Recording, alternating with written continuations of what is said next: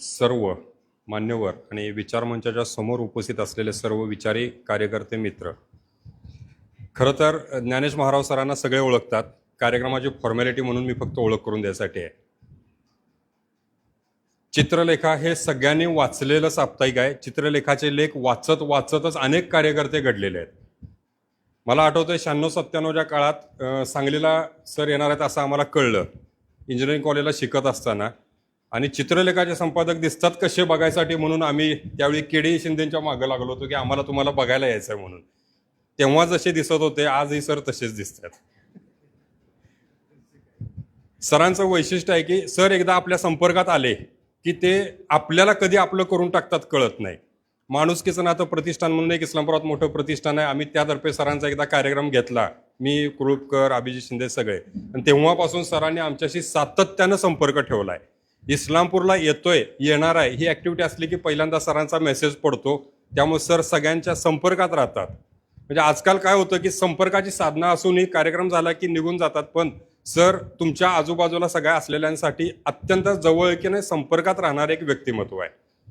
त्यांनी त्यांच्या आयुष्याची सुरुवात साप्ताहिक विवेकचे सहसंपादक म्हणून केली. त्यानंतर चित्रलेखाचे ते संपादक झाले. चित्रलेखा त्यांनी त्यांच्यामुळं लोकप्रिय झाला. चित्रलेखातले त्यांचे सडेतोड लेख जे होते त्यावेळी सुद्धा सगळ्यांना आवडायचे. आत्ता येताना एक सर शेतकरी संघटने, स्वाभिमानी शेतकरी संघटनेचे कार्यकर्ते बसलेत, ते सुद्धा आज तुम्हाला फक्त भेटायला आणि बघायलाच आलेत. ते म्हणले की मी त्यांचे लेख वाचत संघटनेत गेलोय, त्यामुळे मला त्यांना भेटायचं आहे. असे सगळे फॅन माणसं असल्यामुळं सरांची ओळख विशेष करून देण्यात काय अर्थ नाही. तरीही ते ज्येष्ठ लेखक आहेत, संपादक आहेत, सडेतोड वक्ते आहेत, अंधश्रद्धेवर कित्येक वर्षापासून प्रहार करणारे प्रमुख कार्यकर्ते आहेत, सोबत अनेक पुस्तकं लिहिलेले लेखक आहेत. त्याचबरोबर सरांचे संगीत नाटकं सुद्धा आहेत.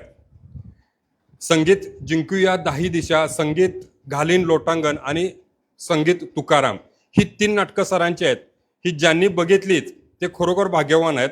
एक माणूस म्हणजे ते खरं तर नाटक म्हणतात सर, पण ते बरेचसे प्रयोग हे एक पातळीच असतात, कारण नाटक सुरू झाल्यापासून संपेपर्यंत आपल्याला फक्त सरच लक्षात राहतात.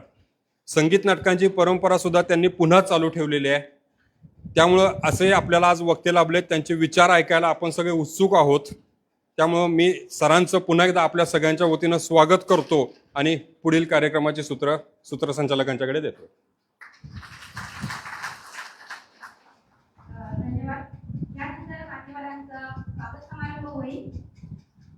प्रथम आजच्या कार्यक्रमाचे प्रमुख वक्ते सन्माननीय ज्ञानेश महाराज सर यांचं स्वागत. या कार्यक्रमाचे अध्यक्ष व महात्मा फुले शिक्षण संस्थेचे अध्यक्ष सन्माननीय ॲडव्होकेट एन आर पाटील काका यांच्या हस्ते होईल. शाल, बुके व पुस्तक देऊन या ठिकाणी प्रमुख पाहुण्यांचं स्वागत होत आहे. शाल, बुके आणि पुस्तक देऊन ॲडव्होकेट एन आर पाटील काका यांच्या हस्ते आजच्या कार्यक्रमाचे प्रमुख वक्ते सन्माननीय ज्ञानेश महाराज यांचं स्वागत होत आहे.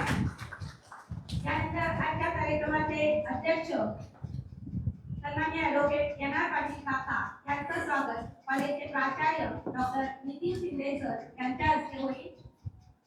बुके आणि पुस्तक देऊन या ठिकाणी काकांचं स्वागत होत आहे.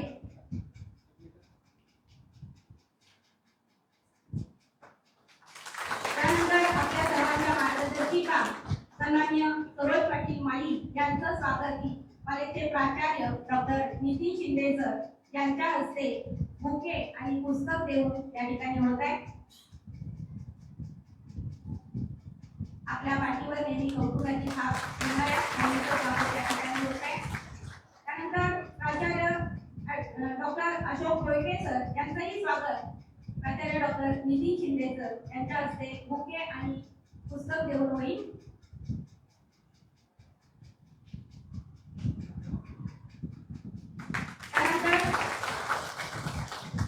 राहुल थोरात व्यवस्थापकीय संस्थापक अंधश्रद्धा निर्मूलन वार्तापत्र यांचं स्वागत माईंच्या हस्ते होईल. बुके आणि पुस्तक देऊन या ठिकाणी राहुल थोरात यांचं स्वागत या ठिकाणी माईंच्या हस्ते होत आहे.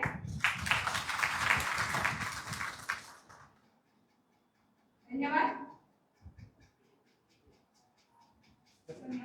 मान्यवरांना आसनाची विनंती.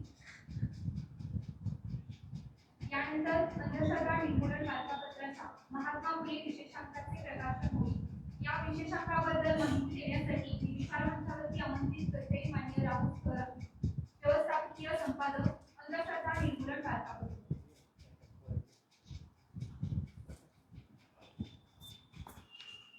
सर्वांना नमस्कार.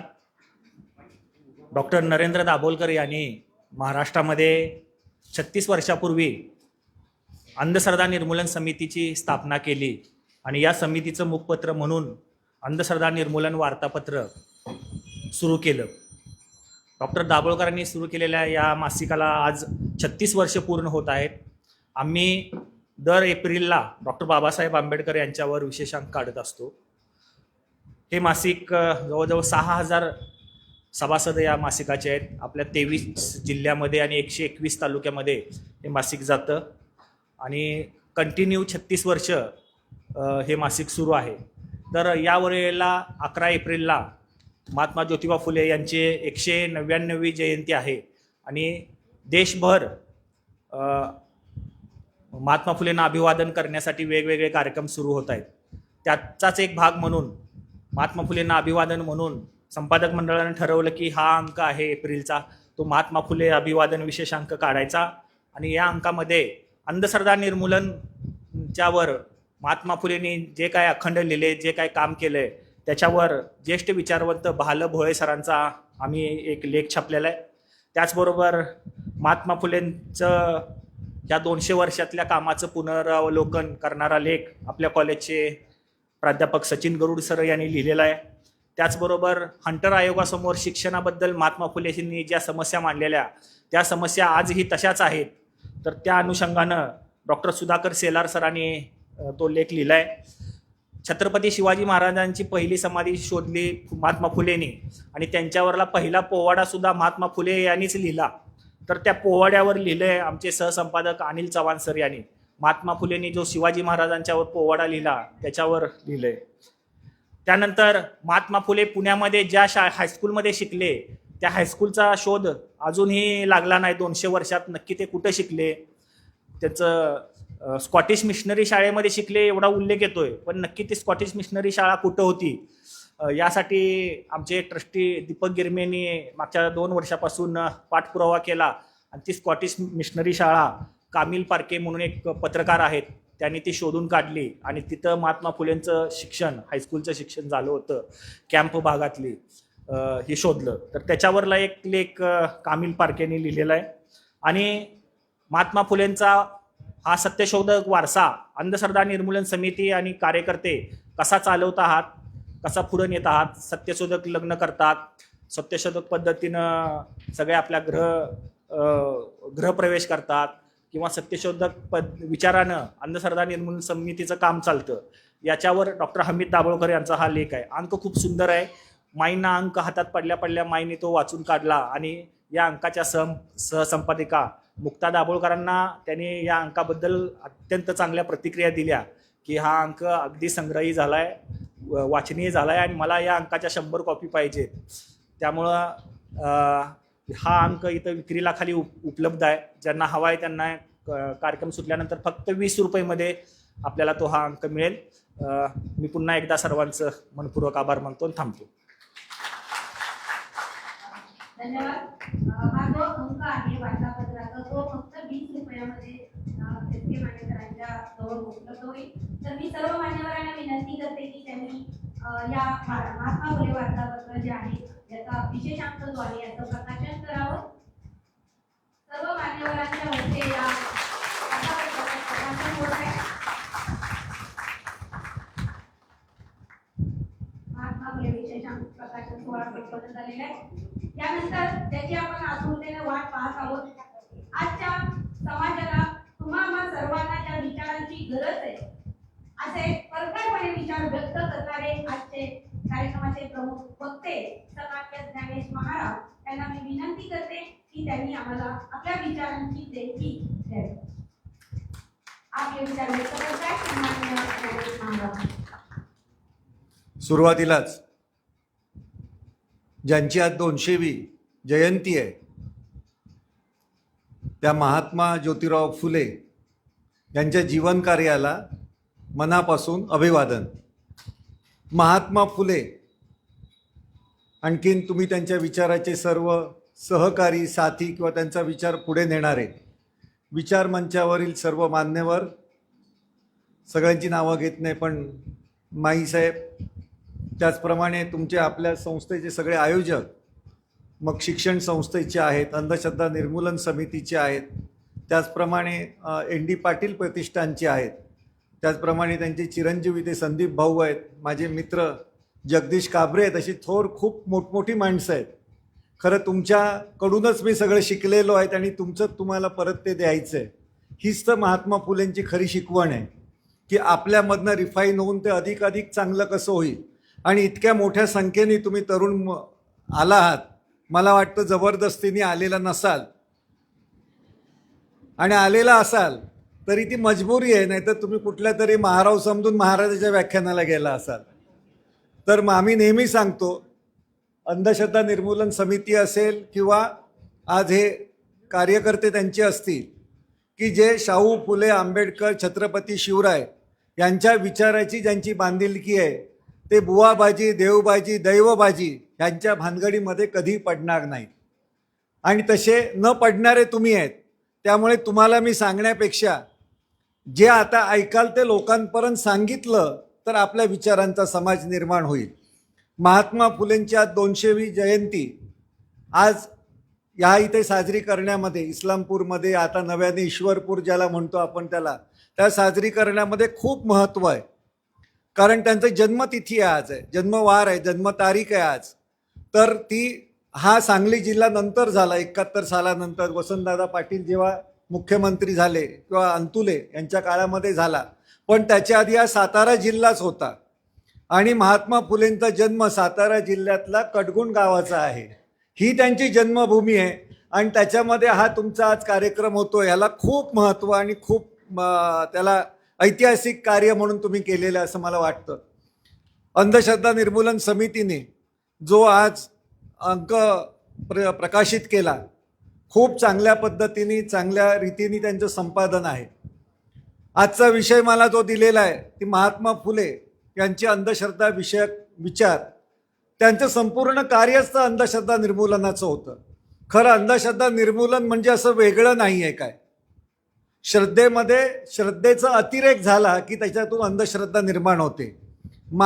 पाण्याच्या अनुषंगाने मातीचा जसा चिखल होतो तसंच ह्या अंधश्रद्धेचं आहे. श्रद्धेतूनच अंधश्रद्धा निर्माण होत असते. त्यामुळे मुळात आपल्या सगळ्यांनी श्रद्धा तपासल्या पाहिजेत.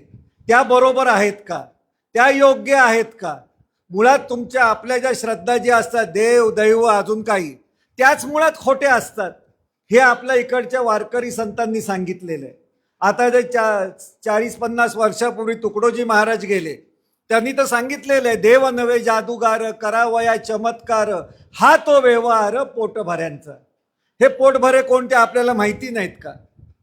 अजून 150 वर्षापूर्वी म्हणजे मुळात ज्याच्यावरती श्रद्धा असं म्हणतात त्याची जशी अवस्था असेल तर अंधश्रद्धेमधनं असे बुवाबाज का नाही निर्माण होणार. 150 वर्षापूर्वी महात्मा फुले सांगतात, कल्पनेचे देव कोरिले उदंड रचिले पाखंड स्वार्थासाठी, थोतांडे रचुनी अज्ञा फसविती, अडाणी लोकांना भटे लाच खाती राजरोस. त्यांनी भटांना दिलेल्या दक्षिणेला लाच म्हटली आहे, पण आपल्याला देताना लाज वाटत नाही असा समाज निर्माण झालेला आहे.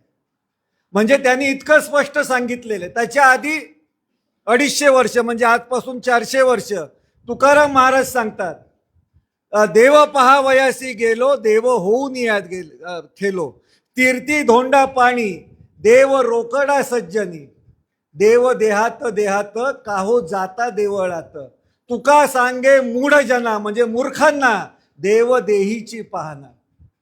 पण आपल्याला तेही समजलं नाही. हेच महात्मा फुलेंनी सांगितलेलं आहे, अगदी सेम टू सेम. त्याच्या आधी आतापासून 800 वर्ष कबीर सांगतात, जत्रा में फत्रा बिटाया तीरथ बनाया पाणी, दुनिया भई दिवानी पैसे की धुलदानी. माणसाकडे पैसा आला की माणसाला धार्मिक बनावं असं वाटतं आणि माणूस जितका धार्मिक तितका बदमाश असतो हे कायम लक्षात ठेवा.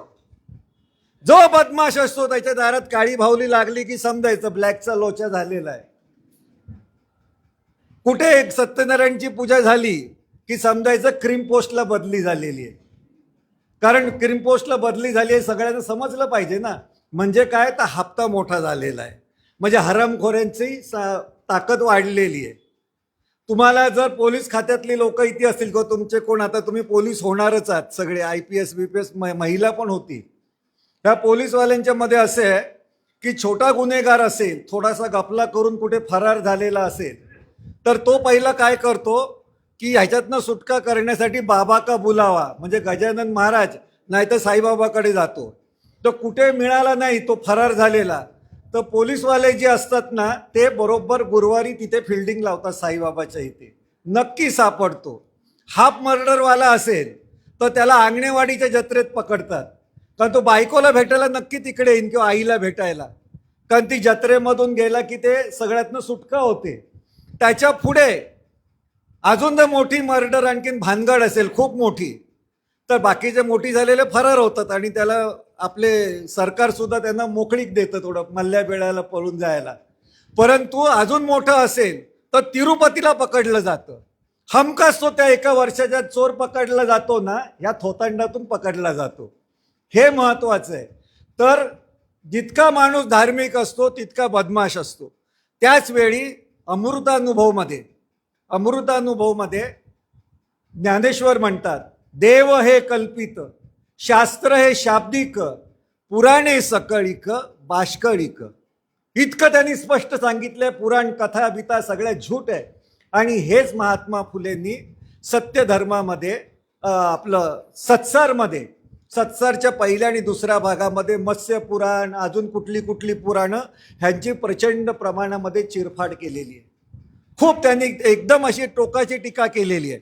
अंधश्रद्धा निर्मूलन हे तेव्हापासून सुरू आहे. म्हणून आपला वारसा जो आहे तो महात्मा फुलेंशी आपण जोडतो. आणि ज्ञानेश्वरांनी असं म्हटलं म्हणून हिंदू हृदय सम्राटांचे वडील प्रबोधनकार ठाकरे असं म्हणतात की ह्या देशातला तरुण जेव्हा विचाराचा हातोडा हातात घेईल, तो विचाराचा पहिला हातोडा देवावरती आणखीन देवळावरती पडेल. हे काही गांजा पिऊन लिहिलेलं नाही त्यांनी, 26 सालामध्ये लिहिलेलं आहे. आणि आज आपण कुठे आहे? आज माणसापेक्षा फत्तरी देवदेवतांना किंमत जास्त राहिली आहे. ज्या देशामध्ये दगडाला किंमत असते त्या देशामध्ये माणसाच्या बुद्धीला कधीच किंमत असू शकत नाही. हे आपल्याला महात्मा फुलेंनी सांगितलेलं आहे. या सगळ्याचा विचार केल्यानंतर आपल्या लक्षात येतं की आपण आपला जो हट्टीपणा आहे, सामाजिक हट्टीपणा आहे, तो मुद्दामून सोडला जात नाही किंवा सोडू नये यासाठी नवीन व्रत वैकल्य देव जन्माला घातलेले असतात. त्यामुळे प्रबोधनकार ठाकरे आणि महात्मा फुले पण म्हणतात की देव इकडून तिकडून जन्माला आले नाही, ज्याचं पोट त्याच्याशी बांधलंय त्या भटाच्या पोटातून जन्माला आलंय, ब्रह्माच्या नाभीतून आलेलं नाहीये. की जे असं म्हटलं जातं, तुम्ही हसायला काय हरकत नाही, हा मनापासून हसा, काय त्याच्यात कसले आहे ते निर्लज्जपणे काही करतात आणि आपण झालं त्याच्यावरती हसायला टाळ्या वाजवायला घाबरतो कशाला. ती काय माझी वाक्य आहेत, हे सरकारी वाक्यातनं मी बोलतोय सगळं. ह्या सगळ्या गोष्टी आपण लक्षात घेतल्यानंतर महात्मा फुले का मानायचे, आणि जर तुम्ही महात्मा फुले मानत असाल, आज तर इथे उघड्यावरचा कार्यक्रम आहे, लाईट आहे, माईक आहे, प्रकाश आहे, सगळं आहे. जर तुम्ही महात्मा फुले मानत असाल, किंवा आपण जेव्हा नाटकाचं तिकीट काढायला जातो, पिक्चरचं तिकीट काढायला जातो, तिथे काळोख असतो प्रचंड हॉलमध्ये, समोर भावना चाळवणारी दृश्य असतात चित्रपटामध्ये, तेव्हा आपल्या बाजूला कोण बसतंय आपण बघतो का? मग इथे अशी स्त्री आणि पुरुष वेगळे का? जिथे जागा असेल तिथे बसायला शिका. जो असं बंधन घालत असेल ते तोडायला शिका, तरच तुम्हाला खरे महात्मा फुले कळतील. महात्मा फुले यांनी लिंगभेद काढून टाकला होता. संत सुधारकांचं हे मुळात सूत्र आहे. इकडे सगळा उजेड आहे ना, इथे काय प्रॉब्लेम आहे? इथे काहीच नाही ना. पण आपण मी नेहमी सांगतो की लग्नाच्या इथे आणि सत्संगामध्ये हे असे स्त्री पुरुष वेगळं का बसतात? लग्नाला तर जुळलं पाहिजे ना, ते एकत्र बसलंच पाहिजे ना. ती बायको एकीकडे नवरा एकीकडे काय, हे दोघं एकत्र बसलेले आहे घटस्फोटाच्या नावाने आधीच. तर आपण वेगळं का, सत्संगाला वेगळं असलं, कारण भानगडी सगळ्या तिकडेच आहेत सत्संगामध्ये, म्हणून ते स्त्री पुरुष मुद्दामून वेगळं बसलेलं असतं. संतांचं आणि सुधारक हे वेगळे नसतात. संत एकनाथ महाराज, संत तुकाराम महाराज, संत ज्ञानेश्वर महाराज हे संतच असतात, आणि संत सुद्धा जनाबाई असतात, आणि संत कानोपात्र असते. संताची तिथे संतीण होत नाही, सुधारकाची सुधारकीण होत नाही. तर थोर सुधारक सावित्रीबाई फुले, थोर सुधारक रमाबाई असतील, अजून काही असतील, हे आपलं ताराबाई शिंदे असतील. पण आपण व्यक्तिगत जीवनात, व्यावहारिक जीवनात शिक्षक शिक्षिका, प्राध्यापक प्राध्यापिका, संपादक संपादिका, खरं पदाला कुठला लिंग नसतं ना. हा लिंगभाव दुसरा म्हणजे त्याचा दूर करणे, हेच तर महात्मा फुलेंचं खरं काम आहे. आणि ते काम आपण टाळतो का? ते काम आपण टाळलेलं नाही पाहिजे. ही सुद्धा अंधश्रद्धा आहे की स्त्रियांनी वेगळं बसलं पाहिजे, पुरुषांनी वेगळं बसलं पाहिजे, स्त्रियांच्या पुढे सौ लिहिलं पाहिजे, आणि त्याच्या पुढे काय लिहिलं पाहिजे, त्याची बायको मेली तर लिहायचं असं मेलेल्या बायकोचा नवरा म्हणून, तिथे कायमश्री. तर हे सगळं खोडून टाका. महात्मा फुलेंचं कार्य जर जागृत करायचं असेल आज 200 वर्षानंतर जयंतीच्या वर्षात, तर पहिली ही साफसफाई करा. ही साफसफाई आपल्याला खूप ताकदीने केली पाहिजे, जी आज काळाची गरज आहे. महात्मा फुलेंनी ते काम अत्यंत ताकदीने केलं. तर मी सांगत होतो, जे प्रबोधनकार ठाकरे त्यांनी सांगितलं ही सगळी पुराणं खोटी आहेत. ज्ञानेश्वरांनी जसं सांगितलं तसं ते म्हणतात ही पुराणं आणखीन वेद शौचालयात फेकण्याच्या लायकीची आहेत. वाचा देवळांचा धर्म आणि धर्माची देवळे नावाचं पुस्तक 20 पानांचं आहे. आपल्याकडे ज्ञान आहे ते खूप कमी पानाचं आहे. कमी पानामध्ये ज्ञान असतं, मोठ्या पुस्तकांमध्ये फक्त रद्दी असते, बाकी काय नसतं. आपलं मराठी साहित्य म्हणजे मुळात असे आहे की हिरे शोधायची असेल तर कोळशाची खाण विकत घ्यावी लागते. कोळशाच्या खाणीमध्ये 4 हिरे सापडले तर सापडले, पण पहिली कोळशाची खाण विकत घ्यावी लागते. आपल्याला 4-2 वाक्यांसाठी, विचारांसाठी जाडजूड पुस्तकं घ्यावी लागतात. हे महात्मा फुलेंनी सगळं टाळलेलं आहे. महात्मा फुलेंनी छत्रपती शिवाजी महाराज, ज्यांची कारकीर्द पेशवाई काळामध्ये 200 वर्षामध्ये पुसली गेली होती, संपूर्ण पुसली गेली होती. एका 200 वर्षामध्ये शाहीर, जे शिवरायांच्या दरबारामध्ये त्यांना महत्त्वाचं स्थान होतं, ज्या शाहिरांना, जे आता पत्रकारिता म्हणतो आपण, जी आज डिजिटल पत्रकारिता जर्नलिझम आलेली आहे, त्याच्या आधी इलेक्ट्रॉनिक जर्नलिझम म्हणजे TV जर्नलिझम आली, त्याच्या आधी प्रिंटिंग जर्नलिझम होती, जे 1832 किंवा त्याच्या आधीपासून सुरू झाली आपण म्हणतो.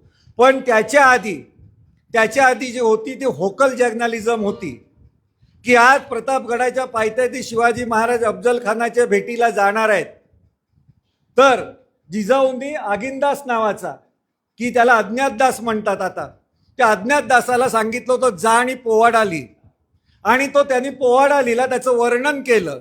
शिवरायांच्या पदरी लोककलाकार आणि शाहिरांना खूप मोठं मान होता, कारण शाहिराची ताकद अशी आहे की झोपलेला असतो त्याला जागा करतो शाहीर, जागा केलेल्या माणसाला उभं करतो, आणि त्याला कर्तव्याची जाणीव करून त्याला धावायला लावतो शत्रूच्या मागे, आणि त्याच्यामधनं जो पळ काढतो, त्याची मानगूट पकडून परत कामाला लावतो, तो शाहीर असतो खरा.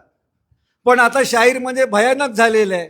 ते आज सकाळी शाहीर सुपाऱ्या घेतात आणि धन्य धन्य आपलं काय म्हणतात, धन्य धन्य शरद पवारांच्या नावाने पोवाडा लिहितात, आणि संध्याकाळी धन्य धन्य फडणवीसच्या नावाने पोवाडे गातात. असले फुकटचे शाहीर काय उपयोगाचे नाहीये.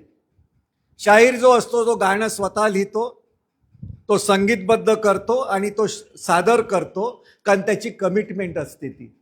आणि असे शाहीर निर्माण झाले. ते छत्रपतींच्या दरबारात होते, ते जे इतिहास सांगायचे, तर एक मावळा मेला तर त्या गावावरती अवकाळा पसरायची, आणि गावामध्ये असं वाटायचं की बाबा शिवाजी महाराजांचे वडील तर पेश असे करायचे की तिथेच त्या गावामध्ये ते शाहीर आणखीन जे शौर्य त्याचं सांगायचं, त्याच्यातून 100 मावळे नव्याने तयार व्हायचे. स्वराज्याची लढाई मावळ्यांनी जशी तलवारीने लढलेली आहे, तशी शाहिरांनी आपल्या गळ्यांनी लढलेली आहे. हे शाहिरांचं महत्व आहे. तर त्या शाहिरांना पेशवाईमध्ये नाचगाण्यामध्ये अडकवलं, त्यांना लावणीकार केलं. मग काय ते छान छान गाणी अशी लिहिली, आपल्या महिलांचं वर्णन करणारी, छबीदार असेल किंवा लटपट लटपट तुझं चालणं मोठ्या नकऱ्याचं असेल किंवा टुमदार गुणाची छान नवती भरजवान पुसारे आली कुठून, त्याच्यामध्ये आहे तलवार बिरवा चाललेली, पण ती सगळी रंगेल आणखीन नाच गाण्यांमध्ये अडकलेली होती. महात्मा फुले हे ग्रंथलेखक झाले होते. ज्या वयामध्ये तुम्ही 21व्या वर्षी शाळा कॉलेज सोडतात, त्या 21व्या वर्षी महात्मा फुलेंनी पहिली मुलींची शाळा काढली 20 आणि पहिली मुलींची शाळा निघालेली आपला 1848 मध्ये. 21व्या वर्षी त्यांना दुःखाचं कारण कळलं की कोणाची शाळा काढावी, कशासाठी काढावी. ती सर्वांसाठी ह्या देशातली पहिली महिलांची शाळा, मुलींची शाळा ही महात्मा फुलेंनी काढलेली आहे. आणि त्याच्याबद्दल तुम्हाला अभिमान वाटला पाहिजे, विशेषतः पुरुषांना, की माझी आई किमान शिकलेली आहे आज काहीतरी, माझी बहीण तर ग्रॅज्युएट असेल, माझी मैत्रीण असेल ती शिकलेली आहे. शिकलेल्या बायका आपल्याला मिळतात ते महात्मा फुलेंमुळे, आणखीन सावित्रीबाई फुलेंमुळे. पहिली जी शिकणारी सावित्रीबाई फुले होती. आज तुम्ही महिला ज्या आहेत त्या ऑफिसर बनतात, खूप अभिमानाची गोष्ट आहे. पण लक्षात ठेवा पुढे काय होणार आहेत ते. ऑफिसर नवरा असेल तर तो सांगतो की आज मला उशीर होणार आहे, कारण महारावांचं कर्ज जे आहे त्यांना शॉर्टकट सांगायचं आहे, तर मला हॉटेलमध्ये बसावं लागेल आणि मी 2-4 तासांनी येईल. पण महिला आहेत तर किती मोठं ऑफिसर झाल्या तरी कामाची वेळ संपल्यानंतरच घरी आलं पाहिजे. या हरामखोऱ्या आधी पहिलं तपास संपवायचे असतील तर ऑफिसर बनवा. तिला पण सांगायचं. माझ्याकडे माझी बहीण होती जी DYSP म्हणून रिटायर झाली. आमच्याकडे माझं संपादक म्हणून कोणी कधी आलं तरी आम्ही सांगायचो, आतमध्ये बसलेलो असलो तरी, की त्यांना सांगा आता वेळ नाही, उद्या या.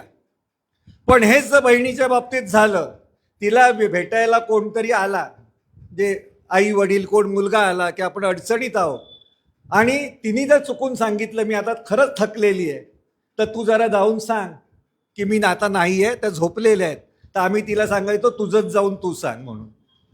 हे आजही होतं, अशाच पद्धतीने घडतं.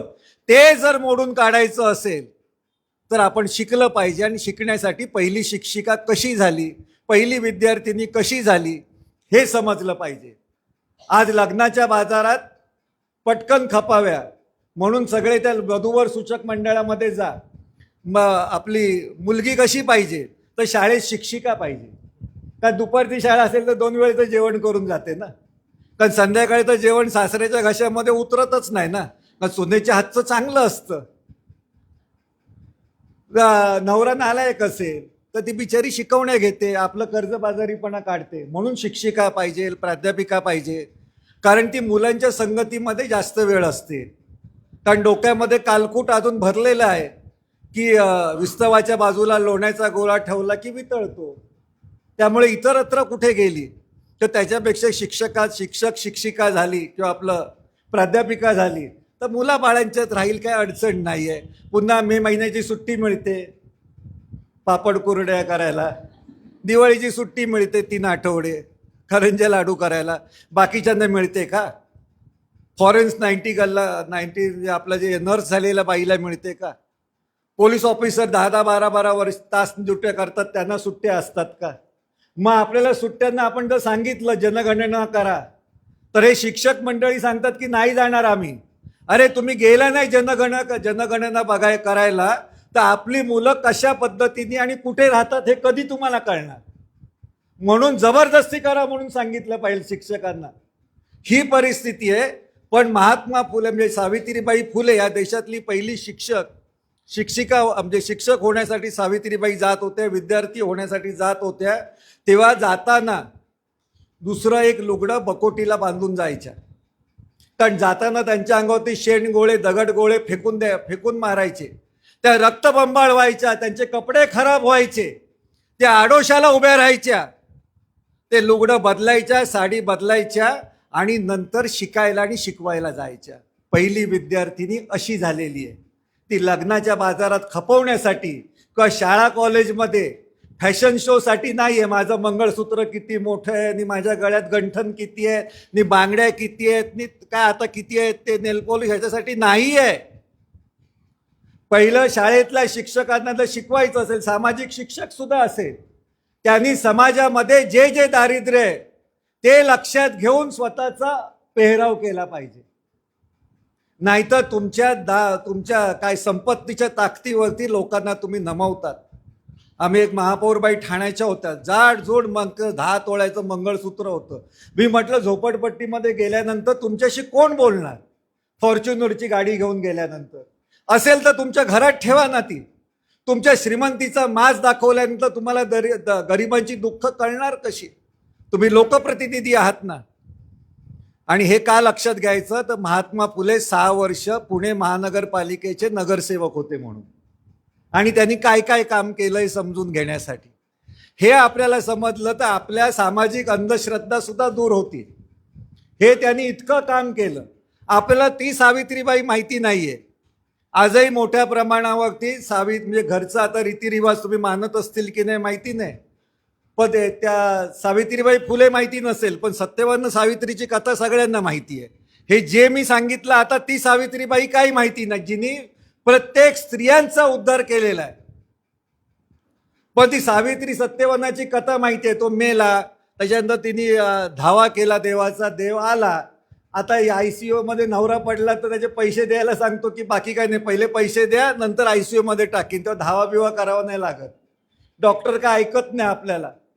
डॉक्टरला पैसे दिले 5 लाख तरी तो सांगतो काय माहितीये की ऑपरेशन होईल का? आपण विचारलं नीट ऑपरेशन होईल का? तो म्हणे वरतीच बघेल काय तो. अरे मग खाली पैसे कशाला भरायला सांगतो ना, आम्ही वरती जाऊन भरले असते. तर ती सावित्री, सत्यवान सावित्रीची कथा आहे. त्याच्यामध्ये जे महात्मा फुलेंनी पण सांगितलेलं, जे सत्यवान सावित्रीची कथा आहे, तो सत्यवान जिवंत झाल्यानंतर त्याचं काय झालं ते आपल्याला माहिती नाही. काय मोठा पराक्रम गाजवला त्यांनी, काय मोठं महिलांचा उद्धार केला काय माहिती नाही. महात्मा फुलेंनी केलेला आपल्याला माहिती आहे. तर ती सावित्री जी आहे, सावित्री, सत्यवान सावित्रीचं व्रत आहे. त्या वटपौर्णिमेला 7 फेऱ्या मारल्या की 7 जन्मामध्ये तोच नवरा मिळतो. हा जो विषय आहे तो पुनर्जन्माशी संबंधित आहे. हे तुम्हाला लादायचं असेल तर एक खूळ करावं लागतं. तर तुम्ही जर स्त्रिया असतील, पुरुष असतील, की आपली बायको फेऱ्या मारायला लागली की तिला विचारायचं काय माझा चॉईस काय लक्षात घेते की नाही? ह्या जन्मात ठीक आहे, पुढच्या जन्मात अजून कशाला पाहिजे भानगड? पुन्हा त्या नवऱ्याने काय बाहेर शेण खाल्लं आणि त्याच्या कर्मविपाका सिद्धांताप्रमाणे त्यांनी काय गफले केले, अमुक केले, बाहेरच्या बाहेर भानगडी काय केल्या, त्यांनी शेण खाल्ल्यानंतर तो डुक्कर होणार असेल पुढच्या जन्मामध्ये, तर फेऱ्या मारून आपण कशाला डुकरीण व्हायचं? तर अशा सगळ्या भानगडी आहेत. हे पुराण जर वाचायचं असेल तर महात्मा फुले जरूर वाचा. सत्सार अखंड पुस्तक त्याच्यावरती आहे. काय त्यामुळे पहिलं म्हणजे देव, धर्म, संस्कृती याच्या नादाला जो लागतो तो बंडलबाज माणूस असतोय, कायम लक्षात ठेवायचं. म्हणून तुकाराम महाराज म्हणतात, गंध टिळे टोपी माळा हे तो देवाचे गबाळे. हे भिकारपण आहे आणि त्याला आपण प्रतिष्ठा देतो. ते कुठल्याही जातीपातीतलं असो, कुठल्याही संप्रदायातलं असो, खोटं आहे. महात्मा फुलेंनी म्हणून सांगितलं, देवापेक्षा निर्मिक श्रेष्ठ आहे. देव नाहीच मानलेला आहे त्यांनी, देव नाहीच म्हणून सांगितलंय. कारण देव काही देतो म्हणून प्रसन्न होतो आणि काही देत नाही म्हणून कोपतो. निर्मिक तसा नाही, तो सर्वांसाठी सारखाच आहे, समान आहे. सर्वांचा निर्मिक आहे एक धनी, त्याला स्मरा मनी दिन रात्र. आणि त्यांनी काय सांगितलेलं आहे? खूप मोठं विज्ञान सांगितले आहे सृष्टीचं.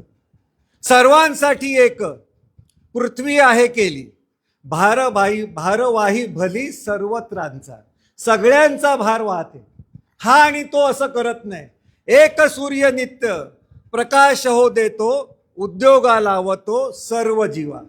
एक सूर्य आहे, तो ऊर्जा अशी देतो की तुम्हाला सगळ्यांना कामाला प्रेरणा देतो, ऊर्जा देतो.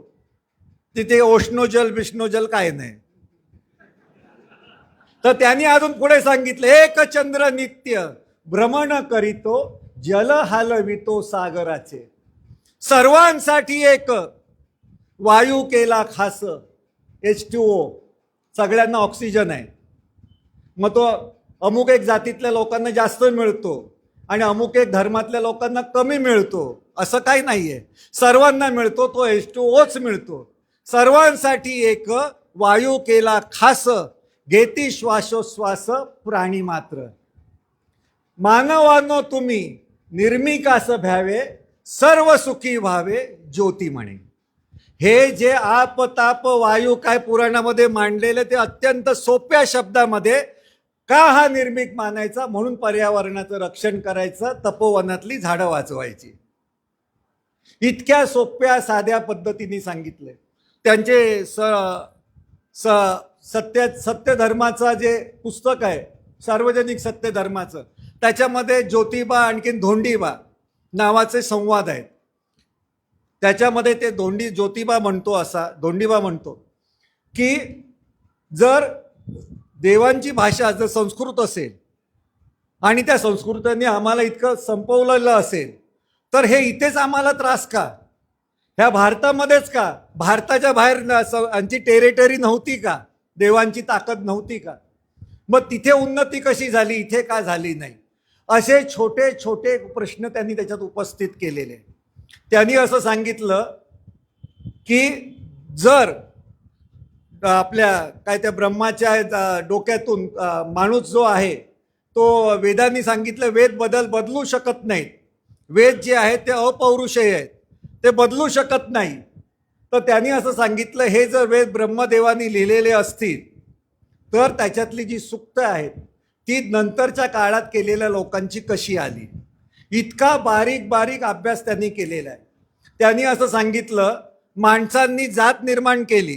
क्षत्रिय कुठून जन्माला, ब्राह्मण कुठून जन्माला, जांगेतून वैश्य जन्मले, पायातून शूद्र जन्मले. तर असं त्यांनी सांगितलं ह्या जाती जर अशा जन्मल्या तर ह्या जाती ज्या आहेत ह्या फक्त मानवातच का? अशा जाती हा इतर पशु पक्षी प्राण्यांमध्ये का नाही? कारण मनुष्य हा सुद्धा प्राणीच आहे ना. आणि जर प्राण्यांमध्ये जात शोधायची असेल तर ब्राह्मणाची जात कुठल्या प्राण्याची आहे? त्याच्यामध्ये वैश्य कोण आहे? त्याच्यामध्ये शूद्र कोण आहेत? असे प्रश्न त्यांनी विचारले. आणि आज आपण उच्च शिक्षित असून सुद्धा, चांगले चांगले मंत्री असून सुद्धा, सत्ता संपत्ती सगळं असून सुद्धा काही माणसं किंवा मोठ्या प्रमाणामध्ये आज बुवा बाबांच्या फेऱ्यात अडकलेली आहे. गुरु कसा ढोंगी असतो तेही त्यांनी सांगितलेलं आहे. बाबा कसा ढोंगी असतो तेही वाचा. 100 रुपयाचं पुस्तक जरूर वाचा. महात्मा फुलेंनी लिहिलेलं वाचा पहिलं. महाराव काय म्हणाले, कसबे काय म्हणाले, नरके काय म्हणाले, ह्यांच्या नजरेतून काही वाचू नका. तुम्ही थेट त्यांची पुस्तकं आणा, आणखीन वाचा. एकदा नजरे खालून घाला आणि मग लक्षात येईल की त्यांनी किती ताकदीने सांगितलं. आम्ही सांगताना त्याचं सपाटीकरण करून सांगतो की हा दुखावला जाईल, तो दुखावला जाईल, आता कायदे असे आहेत. खरं हे भिरकावून दिलं पाहिजे. जेव्हा समाज कर्मठ आणि सनातनी होता, अत्यंत त्याची ताकद होती, कायदे नव्हते, त्यावेळी हे सगळं त्यांनी लिहिलेलं आहे. महात्मा फुले असतील, प्रबोधनकार ठाकरे असतील किंवा अजून अनेक लोकांनी हे त्या काळात लिहिलेलं आहे. मग त्या काळातला आज आपण सांगायची हिंमत का नाही? कुसुमाग्रज म्हणजे विवा शिरवाडकर सांगतात, जे पुस्तक आहे ना स्वातंत्र्य देवीची विनवणी, जे आपल्या रेशन कार्डच्या मागे कविता आहे बघा, पिंड फुकाचे खाऊ नका. पण त्याच्यामध्ये एक महत्त्वाचं कडवं आहे. 50 कडव्यांची ती कविता आहे. देशाला 50 वर्ष स्वातंत्र्य झाल्यानंतर 1997 सालात लिहिलेली ती कविता आहे 50 कडव्यांची. त्याच्यामध्ये एक असं लिहिलेलं आहे, कडवं आहे, सज्ज न असता, म्हणजे आम्ही सज्ज नसू, सज्ज न असता कुजन मातता, म्हणजे वाईट लोक माजलेली असेल, सज्ज न असता कुजन मातता, हत्यार हातामध्ये धरा, सौजन्याच्या बुरख्याखाली शेपूट घालून फिरू नका. खोटं सौजन्य काही कामाचं नाही.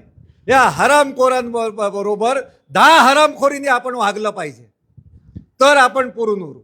हे महात्मा फुलेंनी सगळं काम केलेलं आहे. हे आपल्या तुकाराम महाराजांनी काम केलेलं आहे. गुरुवरती त्यांनी प्रचंड लिहिलेलं आहे. गुरु आणखीन बुवाबाजीमध्ये त्यांनी असं म्हटलं की पुढच्याची सेट मागच्याला शहाणपण असतं, पण गुरुबाजीमध्ये आणि बुवाबाजीमध्ये ते नसतं. त्यासाठी त्यांनी दाखले पण चांगले दिले जे तुकारामांच्या संबंधित आहेत. 1236वी ओवी आहे तुकाराम महाराजांची. जे करीती गुरु गुरु, जे गुरु गुरु करत फिरतात किंवा महाराज महाराज हा आमचा गुरु आहे, हा आमचा सद्गुरू आहे, ते जे करीती गुरु गुरु, भोवती भारू शिष्यांचा, ज्यांच्या पोती शिष्याचा भार आहे असा गुरु. जे करीती गुरु गुरु, भोवती भारू शिष्यांचा पूस नाही पायचार मनुष्य परी कुत्री ती. म्हणजे ते शिष्य सुद्धा कुत्रे, आणखीन तो गुरु सुद्धा कुत्रा असतो. इतक्या पद्धतीने त्या कुत्रा हा गुरु कसा आहे ह्याच्यावरती त्यांचं पूर्ण अखंड आहे, की जो आज बोलायचं झालं तर 10 मिनिटं तो अखंड सांगावा लागेल. तुम्ही वाचा ते, त्याची खूप आज नितांत गरज आहे. हे डोंगी बुवा बिवा माजतात ते उगाचच नाही आहे. त्यांना सत्तेचा आशीर्वाद असल्याशिवाय एका दिवसात कसे एवढे पोलीस बिलीस पत्रकार सगळे सजग झाले. तुमच्या राजकारणासाठी होतात, नाही तर शोषण हे कायम होत असतं. महात्मा फुलेंनी ते काम केलं आणि प्रचंड मोठं काम करून समाजामध्ये जी अंधश्रद्धा होती, अस्पृश्यतेबद्दल असेल, अजून काही बद्दल असेल, त्यांनी काय काम केलं, त्यांनी हौद मोकळे केले. एक कविता आहे, आपल्या आत्माराम पाटील नावाचे शाहीर होते, ज्यांच्यामुळे मुंबई महाराष्ट्राला मिळाली. 2010 मध्ये गेले. त्यांनी कमीत कमी शब्दामध्ये शाहिरीमधून त्यांनी ते गाणं लिहिलं. त्याचे शब्द सांगतो तुम्हाला.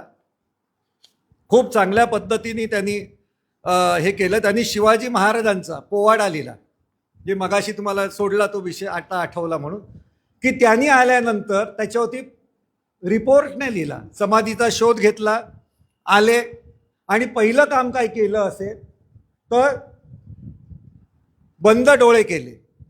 बंद डोळे करून त्यांच्या लक्षात आलं की हीच परिस्थिती, आजचीच परिस्थिती शिवाजी महाराजांच्या काळात होती.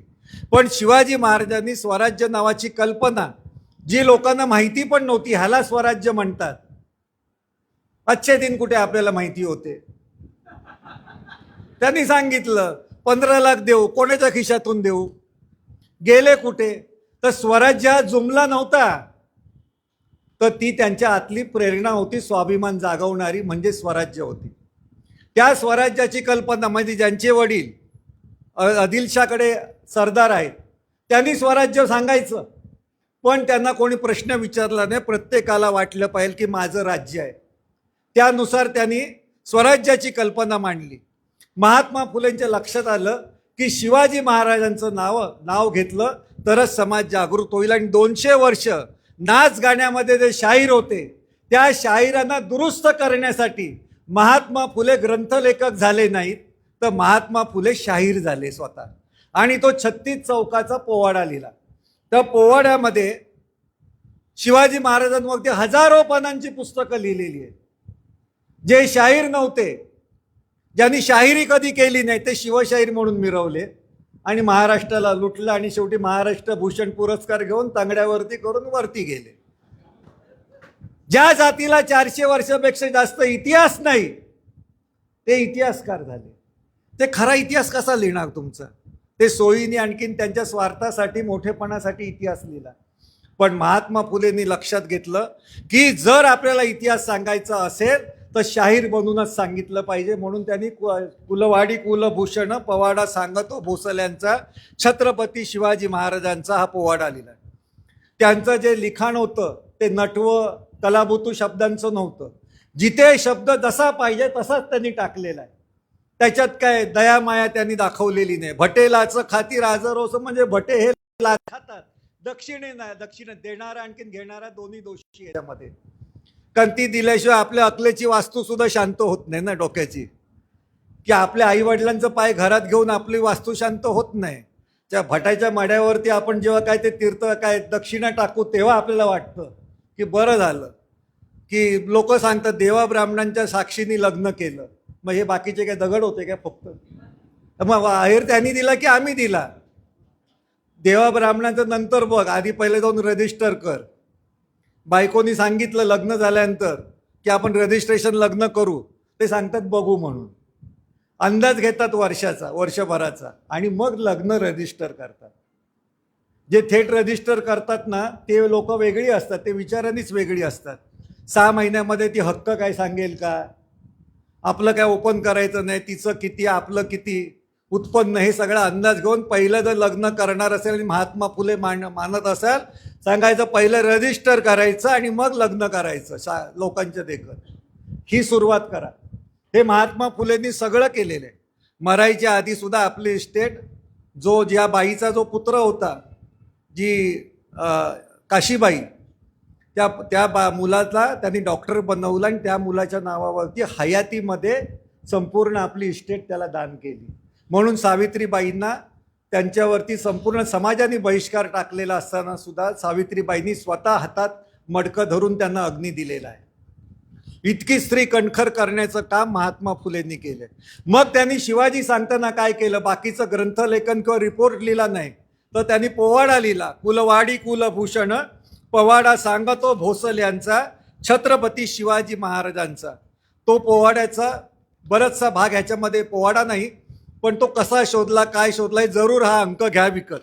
पण त्याच्यात नसलेली गोष्ट सांगतो मी, म्हणजे शिवाजी महाराजांची मोठमोठी जाडजूड पुस्तकं एका तागडीत ठेवली आणि हे 50 शब्द, एक चौक आहे तो 50 चौक, म्हणजे शेवटचा चौक आहे तो एका तागडीत ठेवला तर ह्याचं वजन जास्त होईल, कारण त्याच्यात कलाबतू शब्द नाहीये.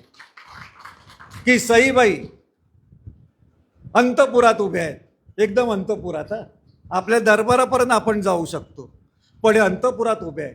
चैतन्याचा सुवास आला, सईबाईंचं मन तिथर बितर झालं, मंदशी झुळूक आली, सईबाईंना आतून गुदगुल्या व्हायला लागल्या आणि मनात आलं महाराज तो आले नाहीत का, आणि बाजूला बघतात तर साक्षीला महाराज हजर. अशी छटेल रंगबाजी म्हणजे शिवाजी महाराजांचं चरित्र नाहीये. आपल्याला मनात येतं हे तुला बाबा कसं माहिती अंतपुरात म्हणजे बेडरूममध्ये काय झालेलं, ते पूर्वसंचित ना त्यांचं, मागच्या जन्मातलं सगळं आठवतं आणि मग ते त्या जन्मामध्ये हे कुत्री मांजरं झुरळं बिरळं होऊन मग त्यांना हा नरदेह प्राप्त होतो. तर आम्हाला असं वाटतं नेहमी की ते शिवाजी महाराज जेव्हा अंतपुरामध्ये सईबाईंना भेटायला गेले असतील तेव्हा हे शिवशाहीर आडाला म्हणजे सिलिंगला झुरळ नाही तर पाल होऊन चिकटलेले असतील आणि त्यांची स्मरणशक्ती दांडगी ना, ते सगळ्या योनीतनं फिरून सुद्धा त्यांना आठवतं हे, आणि त्यांना आपण पैसा दिला, त्यांना मोठं केलं. आणि हे महात्मा फुलेंनी सांगितलेलं आपल्याला कळलं. त्यांनी काय लिहिलंय, मावळे जरी सोबतीला यवन जेरीसा आणीला. फक्त मावळे होते, कोण सरदार नव्हते, शूरवीर नव्हते, पण त्यांनी यवनाला म्हणजे शत्रूला जेरीस आणला. बाळगी जरी संपत्तीला लोभ द्रव्याचा नाही केला, त्याचं प्रदर्शन केलं नाही.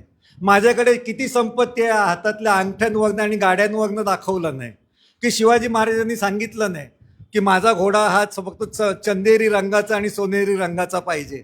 जो घोडा आला असेल त्याच्यावरती मान ठोकून ते पुढे गेले, कारण त्यांचं ध्येय निश्चित होतं. घोडे बदलले असतील त्यांनी, तलवारी बदलल्या असतील, लोभ द्रव्याचा नाही केला. म्हणून त्यांच्या गळ्यामध्ये कवड्यांची माळ आहे, मोठमोठ्या जाडजूड चेनी नाही आहेत, हातात अंगठ्या नाही आहेत. आधी सोडिले आळसाला लढवी अचाट बुद्धीला. आळस सोडला, जेवाचं काम तेव्हा केलं आणि बुद्धी त्याच्यासाठी वापरली, आग्र्याहून सुटका करून घेतली, अनेक गोष्टी केल्या. कमी नाही कारस्थानीला हळूच वळवी लोकांना. कारस्थान केलं आणि लोकांना जिंकलं, छाप पाडून लोकांचा काटा काढला आणि वेळेला काटा काढून स्वतःची छाप पाडलेली आहे लोकांवर. पहिला झटे फितुरीला अखेर करी लढाईला. आधी आपल्यातले फितूर त्यांनी ओळखले आणि मग लढाई सुरुवात केली, म्हणून ते लढाया जिंकू शकले. युक्तीने बचवी जीवाला कधी भीना संकटाला. अनेक प्रसंग आले, पण केव्हा माघार घ्यायची आणि केव्हा हल्ला करायचा त्यांनी ठरवलेलं होतं. बनवी नव्या नव्या कायद्याला टळेना रयत सुखाला. कायदे असे बनवायचे की ज्याच्यामधून रयतेला सुखी करता येईल. विरोधी पक्षात असताना जीएसटीला विरोध करायचा आणि सत्तेवरती आल्यानंतर जीएसटी लादायची. असले उलटे धंदे मोदी सरकारसारखे त्यांनी नाही केले. कायदे बनवले, पण कोरोनासारखे दिवसाला 50 वेळा कायदे आरोग्य मंत्र्याला बदलायला लावले. नोटाबंदीमध्ये रोज कायदा रिझर्व्ह बँकेचा गव्हर्नर बदलायचा, त्याच्यामध्ये शेतकरी पूर्ण उद्ध्वस्त झाला, संपवून टाकला. ह्या पद्धतीने केलं. बनवी नव्या नव्या कायद्याला टळेना रयत सुखाला. राजा क्षेत्र्यांमध्ये पहिला, म्हणजे लढवयांमध्ये राजा पहिला, नाही दुसरा उपमेला. पवाडा गातो शिवाजीचा छत्रपती शिवरायांचा. या 8 ओळीमध्ये शिवाजी महाराजांचं कॅरिकॅचर्स म्हणतात ते संपूर्ण आलेलं आहे. ते बाकीचं इकडून घोडा किती वेळ गेला, दौडला कुठे, नि दिल्लीचं पाणी कसं चाकलं बिकलंय, म्हणजे शिवाजी महाराज नाहीये. महात्मा फुलेंनी नेमक्या शब्दामध्ये छत्रपती शिवाजी महाराज सांगितले आणि 200 वर्षाचा काळ जो पेशवाईचा आहे तो एका पोवाड्यामध्ये संपवून टाकलेला शिवाजी महात्मा फुलेंचं कार्य आहे. लिहायचं कसं आणि कशासाठी लिहायचं हे त्यांना नक्की माहिती होतं. लोकांच्या ज्या अंधश्रद्धा होत्या त्यावेळी होतं शाहीर म्हटलं की त्यांनी लावण्याच लिहिल्या पाहिजे आणि त्यावेळेपासून छत्रपतींचा पोवाडा लिहिल्यानंतर त्यानंतर अनेक शाहीर हे छत्रपतींचा पोवाडा लिहायला लागले. अण्णाभाऊ साठेंनी तर तो गणामधला गणपती काढला आणि तिथे छत्रपती शिवाजी महाराजांचा प्रवेश त्यांनी घातला त्याच्यामध्ये. अनेक नंतर शाहिरांनी संपूर्ण बदल केला आणि त्यांनी अनेक आपले जे सामाजिक क्षेत्रामध्ये समाजसुधारक आहेत त्यांची नावं घेतली. शाहीर साबळे तुम्हाला माहिती असतील नाव ऐकून. त्यांनी गण लिहिला 1953 सालामध्ये. जनारूपी गे गणा प्रणामा तव सेवा आवडे पुण्यमद शतजन्मीचे घडे पारी जात मग शब्द फुले ही जडन प्रयासे घडे लोक हो मानून या भाबडे जगात जे नित घडे मज पुढे मोठे कोडे पडे सांगतो जना आपुल्या पुढे. आणि पुढे त्यांनी काय लिहिले बघा.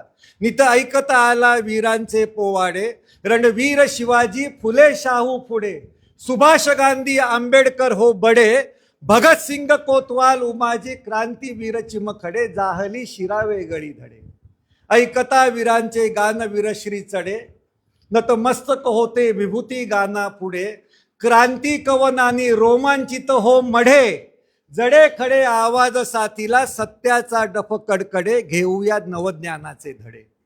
किती शिकलेले होते? फक्त 4थी शिकलेले होते. महात्मा फुलेंचं ग्रेटनेस असेल तर तो आहे त्यांनी अनेक क्रांतिकारांना तयार केले, सामाजिक क्रांती करणाऱ्यांना तयार केलं, असं जीवन जगले. हेच महात्मा फुलेंचं सर्वात मोठं श्रेष्ठत्व आहे.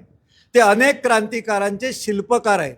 त्यांच्यातून प्रबोधनकार ठाकरे, राजर्षी शाहू महाराज, भास्करराव आपले जाधव किंवा आपले मुकुंदराव पाटील, अनेक लोक पुढच्या डॉक्टर बाबासाहेब आंबेडकर, सयाजीराव गायकवाड, प्रबोधनकार ठाकरे, भाऊराव पाटील, कर्मवीर भाऊराव पाटील, क्रांती सिंह नाना पाटील, जगदाळे गुरुजी, एनडी सर, माधवराव बागल, एकापेक्षा एक प्रचंड समाज परिवर्तन घडवणारी माणसं निर्माण केली. म्हणून महात्मा फुले ग्रेट आहे. आणि या सगळ्यांनी नाव जे घेतलं असेल, छत्रपती शिवराय जे आठवले, जे महात्मा फुलेंनी सांगितले ते सांगत पुढे गेलेले आहेत. एक आत्माराम पाटील यांचा मगाशी उल्लेख केला. त्यांनी तर शिवरायांचं वर्णन असंच महात्मा फुलेंसारखं केलेलं आहे की कमीत कमी शब्दांमध्ये छत्रपती शिवराय कसे होते ते सांगितलेले. त्याचप्रमाणे त्यांनी जसं शिवरायांचं वर्णन केलं तसंच विठ्ठल रामजी शिंदे की ज्यांनी महात्मा फुलेंचं वर्णन केलेलं आहे, त्यांनी म्हटलेलं आहे सत्याचा पालनवाला.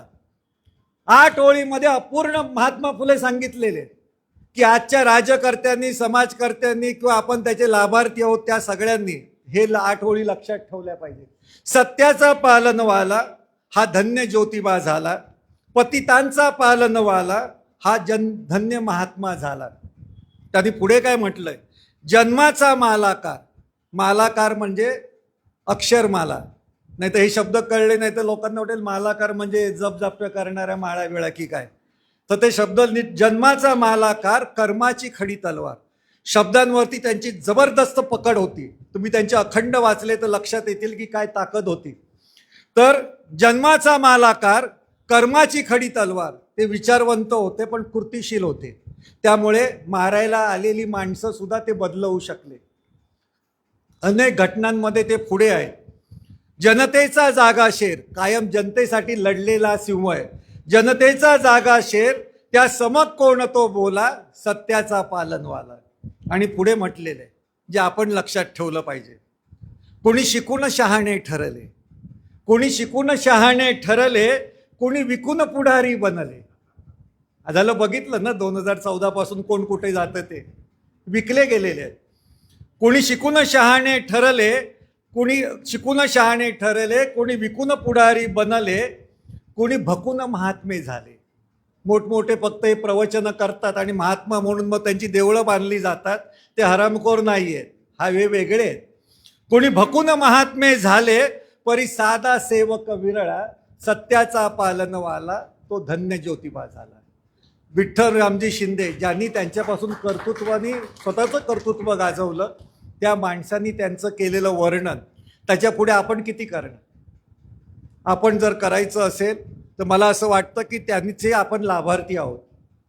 अंधश्रद्धेपासून दूर राहिलं पाहिजे. अनेक लोक म्हणतात की श्रद्धा आणि अंधश्रद्धामध्ये पुसट रेष आहे. पुसट बिसट काय नाही आहे. माणूस जे ते म्हण अशा उगीच आले नाहीत की करून करून भागले आणि देवपूजाला लागले. हे काय आपल्या बोलीभाषेतल्या म्हणी आहेत. ज्यांना काय दुसरं काय करायचं नसतं ना, ते हे धंदे करतात. त्यामुळे सत्संगाला माणूस गेलेला चांगला असतो असं अजिबात समजू नका. भानगडीचा एरिया आहे. मी त्याच्यावरती बोलेल तर खूप गमती जमती आहेत माझ्याकडे. पण तुम्ही त्याची काय म्हणतात परीक्षा घेऊ नका. लांब राहा. जे आहे घडतं येऊ शकतं. या सृष्टीमध्ये जे आहे ते जसंच्या तसंच घडणार. किंवा कुंडलीतल्या ग्रहांपेक्षा आणि आकाशातल्या ग्रहांपेक्षा मनाचा निग्रह सर्वश्रेष्ठ असतो. तो तुम्ही बाळगा. तर तुम्हाला महात्मा फुले तो मनाचा निग्रह आहे त्यांच्या, की मला आहे ते सगळं बदलून टाकायचं, चेंज करायचं. एवढीशी मुंगी तिला अक्कल ती केवढी हो. चिरडली तर रक्त येत नाही. तिला मेंदू आहे की नाही माहिती आहे का आपल्याला? तिचं रक्त दिसत नाही तर मेंदू काय दिसणार? परंतु आमचे अभिजित शिंदे आहे, त्यांना विचारलं साखरेचा डबा तुम्हाला माहिती आहे का? ते म्हणतील बायकोला विचार म्हणून. तर मुंगी जी आहे ती गुरुकुलात जात नाही, ती प्रवचनाला जात नाही, तिला गुगल मॅप वाचता येत नाही, काही येत नाही. ती अभिजित शिंदेचं घर शोधते, घरामधला किचनचा भाग शोधते, किचनमधला साखरेचा डबा शोधते, डब्यात शिरण्याचा मार्गही शोधते. आणि मग काय करते? ती साखरेला तोंड लावत नाही, ती परत मागे येते त्याच रस्त्याने आणि लाखो मुंग्यांना घेऊन येते आणि एका रात्रीत शिंदेंचा साखरेचा डबा अर्धा फस्त करते. आपण मुंगीच्या अकलेनी जरी चाललो ना तरी आपल्या आयुष्यातला गोडवा आपल्याला समजू शकतो. जे पायानी चालतात ते अंतर कापतात, जे डोक्यानी चालतात ते ध्येय गाठतात. मुंगीचं ध्येय ठरलेलं आहे. मुंगीचं ध्येय ठरलेलं आहे की मला साखरच खायची आहे. आपलं ध्येय ठरत नाही. आपलं ध्येय ठरवण्यासाठी तुझा कुठला तरी एक मार्गदर्शक लागतो, मोटिवेशनल गुरु लागतो, गुरुचा आशीर्वाद लागतो, अवतारी पुरुषांचं दर्शन घ्यावं लागतं. अरे त्यांना नाही धड चाला साल्यांना, त्यांच्या चांगल्या जाग्यावर नाही, ते काठ्या काय काय वापरतात. तर ते काय आपल्याला उष्णजोल देऊन आपल्याला कामधंद्याला लावतील? ह्या धंद्यापासून सगळं बाजूला जा. ह्यापासून बाहेर गेलं पाहिजे आपल्याला. हेच तर आपल्याला शिकायचं ना. आपण मुंगीच्या अकलेनी जरी चाललो तरी आपल्याला आपलं ध्येय ठरवता येईल आणि ध्येय गाठता येईल. महात्मा फुलेंचं संपूर्ण कार्य किंवा अंधश्रद्धा निर्मूलनाचं कार्य हेच आहे की आपण कुठल्या जातीत जन्माला आलो, कुठल्या ह्याच्यात हे आपण नाही ठरवू शकत.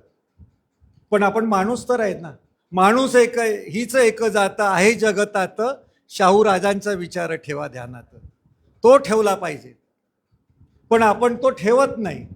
धर्म परंपरा जात ह्याच्यामध्ये अडकतो, नको त्या गोष्टीमध्ये अडकतो. परंपरा आणि रूढींच्या नावाने आपण काही गोष्टी करत असतो, त्या आपल्याला मोडल्या पाहिजेत. महात्मा फुले वाचल्यानंतर मोडण्याची आपल्याला ती ताकद येते. तुम्हाला माहिती आहे, जसं मी मगाशी सत्यवान सावित्रीची गोष्ट सांगितली, माणसाच्याकडे पैसा आला ना की हे धंदे सगळे सुचतात. पण पैसा नसला ना तर सगळे मार्ग सुचतात. 77 सालामध्ये माझे वडील वारले तेव्हा मी 17 वर्षाचा होतो. पैसे नव्हते. पहिल्यांदा आयुष्यात काय केलं असेल तर तो पहिल्यांदा भटाला पटवलं. तर तो म्हणाला की ते 10व 12व करतात. तेव्हा 200 रुपयामध्ये काम व्हायचं, कमी होतं. आपलं सोनं 200 रुपये तोळं होतं, 12 ग्रॅम. तर आपल्याकडे पैसे नव्हते. पैसे नसल्यानंतर अकला सगळे सुचतात. पैसे असल्यानंतर माणूस जास्त बिघडतो, कारण त्याला आपल्या नालायका भ्रष्टाचार लपवण्यासाठी ही थोतांड सगळी उभी करावी लागतात. तर त्या ब्राह्मणाला विचारलं की कशासाठी खर्च लागतो? म्हणे ती स्मशानामध्ये भांडी लागतात सगळं करायला, ती भांड्यांना पैसे लागतात, तर ती आणावी लागतात मला, म्हणून 200 रुपये द्या, बाकीचं मी बघून घेतो. तर मी म्हटलं मी ते ठीक आहे, भांडी घेऊन पुढे काय करतात? नाही म्हणे आम्ही 5-6 महिने ठेवतो, कारण तुम्ही नावं टाकतात ना त्याच्यावरती कोरून, अमक्यांच्या स्मरणार्थ. मग ती आम्हाला घासून घासून ती काढावी लागतात, नाही तर चोरीचा आरोप येईल. आणि मग भंगारमध्ये विकतो. तर त्याला म्हटलं या 10-15 दिवसात कोण गचकलंय का म्हणून. तर म्हणाले माझ्याकडे रोज एक असतं ना, भांडी 5 येतात. म्हटलं त्याच्यातली आणा 5, मी भंगारच्या भावाने तुम्हाला पैसे देतो. मी 50 रुपयात भटाला पटवला त्याच्या. तेव्हा मला पहिल्यांदा कळलं ह्यांच्या हरामखोऱ्या काय. म्हटलं नाही केलं तर चालेल का. तो म्हणाल काय नाही, तुमच्याकडे पैसे नसतील तर नका करू, एकदम सर्व पित्री अमावस्येला करा, कावळ्याला घास ठेवा, तुमचे सगळे प्रश्न सुटतील. तर मी म्हटलं कावळ्याला घास ठेवायचं मनाला पटे ना, कारण आपल्याला आम्ही का अंधश्रद्धा निर्मूलन चळवळीत नव्हतो, फुले वाचले नव्हते. आम्हाला एकच माहिती, फुले दलितांचे कैवारी, दलितांचे नाही सर्वांचे कैवारी आहेत. त्याच्यामुळे आज ही सुधारणा दिसते. त्या महापौरबाई किंवा काय मुंबईच्या कमिशनर विमिशनर झाल्या त्या त्यांच्या नवऱ्यांच्या आणि आईबापाच्या कर्तृत्वाने नाही, महात्मा फुले आणि सावित्रीबाई फुले यांच्याच कर्तृत्वाने, बाबासाहेब आंबेडकर यांच्याच कर्तृत्वाने, शाहू महाराज यांच्याच कर्तृत्वाने, कर्मवीर भाऊराव पाटलांच्यामुळे किंवा अजून आपले जे समाज सुधारक आहेत त्यांच्यामुळे. पण त्यांची नावं वाचू नका, ऐकू नका, एका वाक्यात संपवायचं, दलितांचे कैवारी आपले महात्मा फुले, की झालं आपलं, पुढचं चालू झालं. आणि आपण त्याच्यावरतीच आपण थांबतो. आपण त्यांना विचारायचं अजून काय तुला माहिती आहे का, अजून काय तू मला सांग. तर त्याप्रमाणे आम्हालाही काही माहिती नव्हतं, पण म्हटलं पैसे वाचतात, तू सांगतो ते करूया. मी माझे वडील क्रिकेटपट्टू होते, आईला भाऊराव पाटलांनी शिकवलेलं असल्यामुळे तिला हे काही मान्यच नव्हतं. मुलं आहेत त्यांच्या पद्धतीने होऊन दे असं तिने मनात ठेवलं, शिकतील त्याच्यातून. तो वडील क्रिकेटपट्टू होते चांगले, आमचे टाटा मिलमधनं खेळायचे. रामनाथ पारकर सारखा एक कसोटीवर त्यांनी तयार केला. आम्ही 4थ्या माळ्यावरती राहायचो वरळीला, बिर्डी चाळमध्ये. तर बॅट काढली, ती बॅट बांधली खिडकीला, घास ठेवला, काय घरी केलेलं होतं ते ठेवलं, आणि बघायला लागलो की आता त्यांनी सांगितलं होतं सर्व पित्री अमावस्येला सगळी पित्रं येतात, तुमचे आजोबा येतील, आजोबांचे आजोबा, आणि त्याच्यावर तुमचे वडील पण येतील. ते म्हटलं वेगवेगळे येणार की एकटेच येणार. तर म्हणे एकत्र येतील कावळ्याच्या रूपाने. मला पटलंच नाही ते मनापासून, की आपले वडील चांगले बॉडी बिल्डर होते, अंगाबिंगाने धिप्पाड होते, मग आपण राणीच्या बागेत प्राणी संग्रहालयात जाऊन हत्तीला घास का नाही द्यायचा, गेला बाजार गेंड्याला का नाही द्यायचा, एखादा बाप नालायक असेल, दारू पिऊन दोरोज धमाशा करत असेल तर कोल्या कुत्र्याला का नाही द्यायचा, नाहीतरी लोळत असतील तर त्यांच्या ठरलं कावळ्याला का. त्यांनी सांगितलं ते काय विचारू नका, शास्त्र काय सांगतं तेवढं ऐका, नाही तर करू नका. तर तो मी ठेवला घास ठेवल्यानंतर बघायला लागलो, आता वडील येतील, आजोबा येतील, आपल्याशी बोलतील ना, आपलं असं असं काहीतरी करून. आता अलीकडे तुम्ही यूट्यूबला बघत असेल कावळ्याशी बोलणाऱ्या बायका, मूर्ख आहे ते ह्याच्या सकाराम बाइंडरमध्ये, नाही तर कुठून खूळ आले ते सांगतो, सकाराम बाइंडरमध्ये तेंडुलकरांनी मुंग्याशी बोलणारी एक बाई दाखवलेली आहे. तो कावळा त्याच्या कर्माने करतो, त्याचा काय तो हे बोलतो आणि ते ऐकतात असं नाही, पण दाखवतात कसं, तो आपला अशी मान शोधतच असतो ना. तर त्या दिवशी त्याला जबरदस्त असेल ना कावळ्यांना डिमांड, तर खूप वेळ झाला तो कावळा आलाच नाही. शेवटी एकदा कुठून भस्कन तो कावळा आला, त्यांनी खाल्ल्यानंतर बरं वाटलं, छोटंसं खाल्लं, आपली टोच मारली, पाय तांगड्यांनी जास्त उडवलं, त्याला जे खायचं होतं ते खाल्लं. आमचे वडील तर असे काही करत नव्हते, ते सगळं ताटच्या ताट फस्त करायचे, असं खरकट पण शिल्लक ठेवायचे नाही. तर ते झाल्यानंतर म्हटलं आता हे जातात कसे, आता आले तसे परत गेले पाहिजेत ना. तो कावळा उडाला, समोरच्या इथे भोसले होते त्यांचा घास खाल्ला, बाजूला मोरे होते त्यांचा घास खाल्ला, त्याच्या बाजूला पाटील होते त्यांचा घास खाल्ला. मी आईला विचारलं आपल्या बापूंचा घरोबा किती जणांशी होता. असले झाले आपण हरामखोर. आपल्याला काय महात्मा फुले कळले, आम्ही महात्मा फुले कळले असं काही झालं नाही. मी आपली गोष्ट सांगितलं, मी म्हणाल की हे आतले धंदे करत बसले काय, पण ते नीट सांगता येत नाही. ते अशा पद्धतीने सांगितलं की बरं असतं. ते खोटं सांगण्यापेक्षा खरं असं घडतं, आपल्या मनात येतात ना प्रश्न, ते हे असं अजिबात घडलेलं नाही, असं घडून देऊ नका, नाही तर म्हणेल महाराजांनी जे करून करून भागले, असं काही नाही आहे. सगळे आपण अंधश्रद्धेचेच बळी आहोत.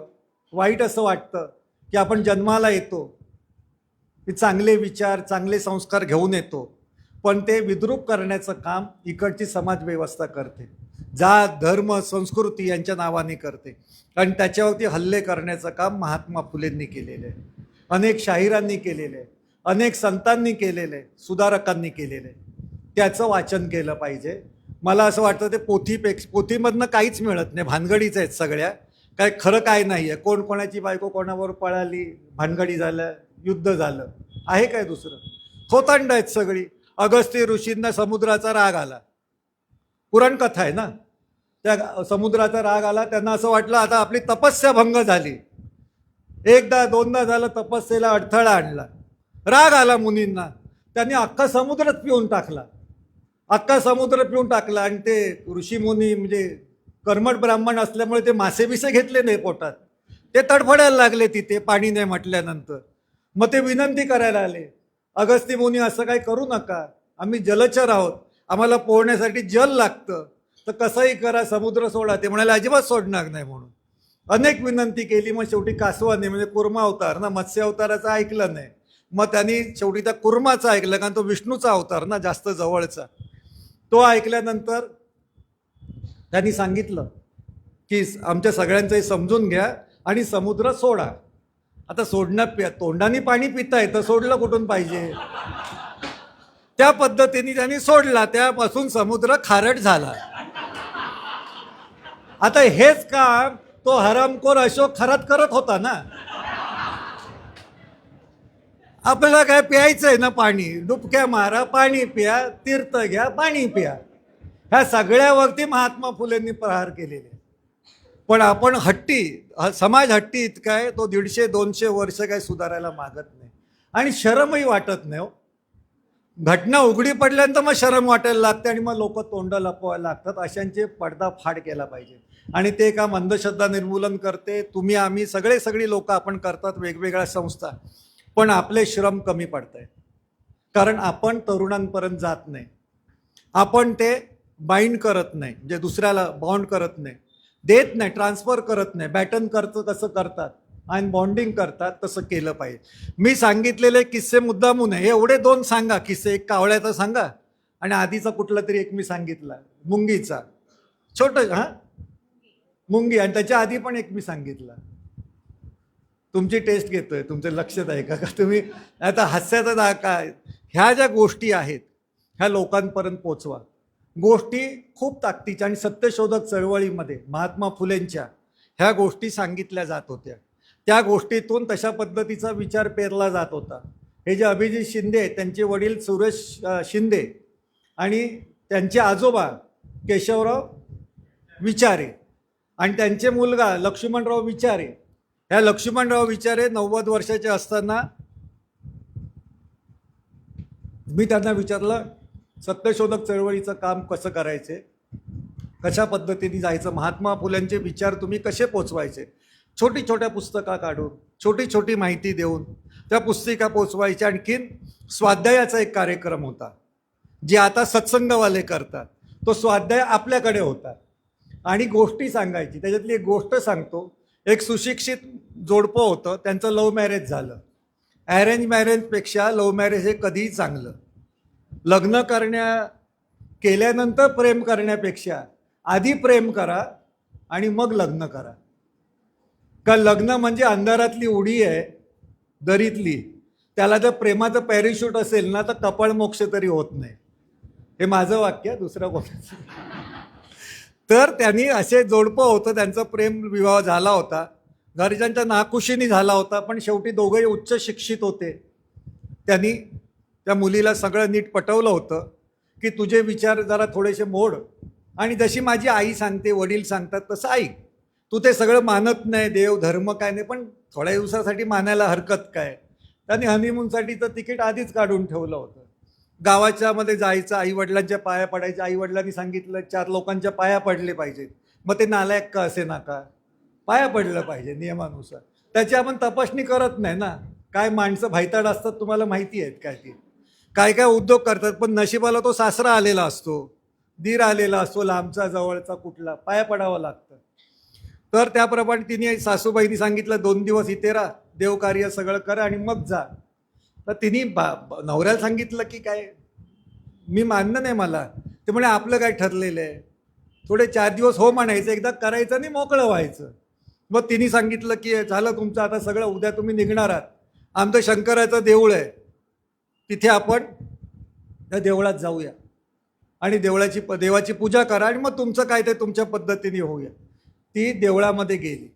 देवळामध्ये गेल्यानंतर सासू आणखीन ही PhD झालेली, सायन्स टेम्परामेंट असलेली, आणि सासू ही पूर्ण रूढीवादी.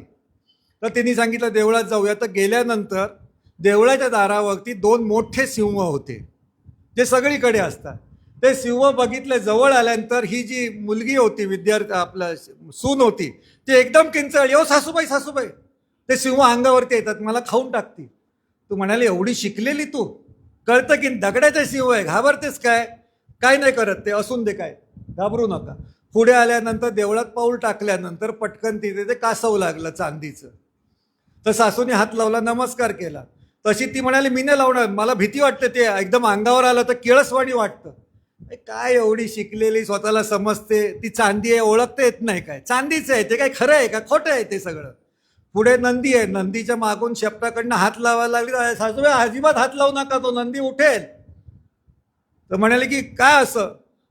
सासूबाई म्हणाली की ते पहिलं आधीचं दगडाचं आहे, ते काही खरं नाही. पुढे आल्यानंतर देवळात आल्यानंतर तिथे शिवलिंग होते. सासूनी पाया पडल्या आणि सुनेला सांगितले पाया पड, म्हणजे अजिबात पडणार नाही. तर का? दगडाचं आहे ते, ते कुठे खरं आहे? बाहेरचं तिन्ही खोटं आणि आतलं खरं कसं? पण ती सासू जी होती ती हुशार होती. तिने म्हणाली की सून सांगते ते आपलं बरोबर आहे. तिने सांगितलं आयुष्यभर मी येड्यासारखं केलं, तूच माझी सासू म्हणून आली असती तर मी सुधारली असती वेळेत. आपल्याकडे सुधारणा अशी होते. छोटीशी कथा आहे पण ताकद किती आहे.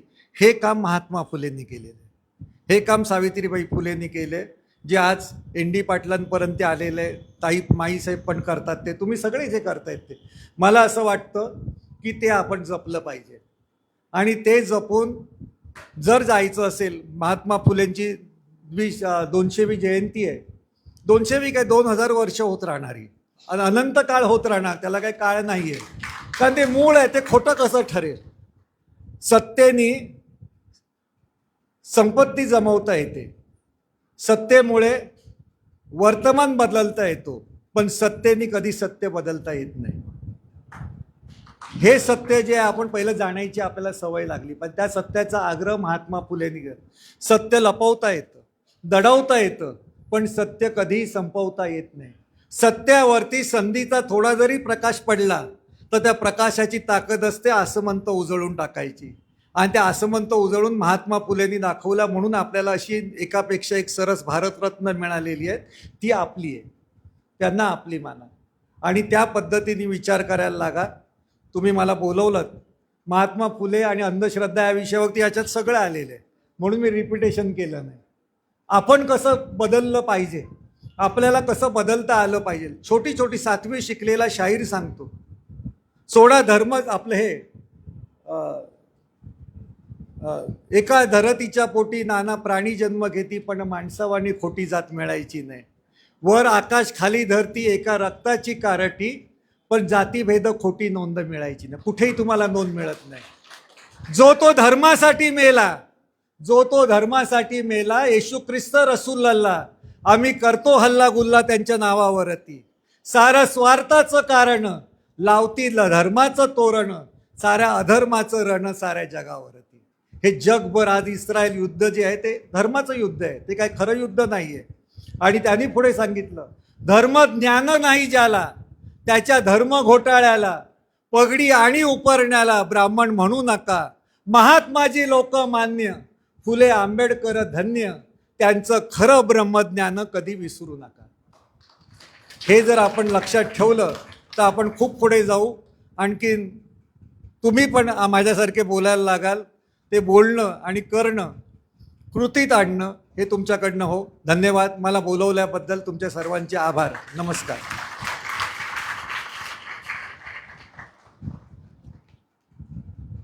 ध्येय गाठायचे असेल तर पायानं न चालता शुद्धीनं चालण्याची गरज आहे. महात्मा ज्योतिबा फुले वाचणे का गरजेचे आणि त्यांच्या विचारांची आजच्या काळाला, आजच्या समाजाला कशी गरज आहे हे अनेक दाखले देऊन या ठिकाणी स्पष्ट केलं. धन्यवाद सर. आजच्या या कार्यक्रमाचं महाराष्ट्रभर फेसबुक लाईव्ह प्रक्षेपण सुरू आहे आणि ते सर आणि प्रोग्राम विचाराचे सर्व कार्यकर्ते या कार्यक्रमात लाईव्ह जॉईन आहे. त्यानंतर आणि वार्तापत्र आणि व्यवस्थापकीय संपादक राहुल थोरात एक निवेदन करतील.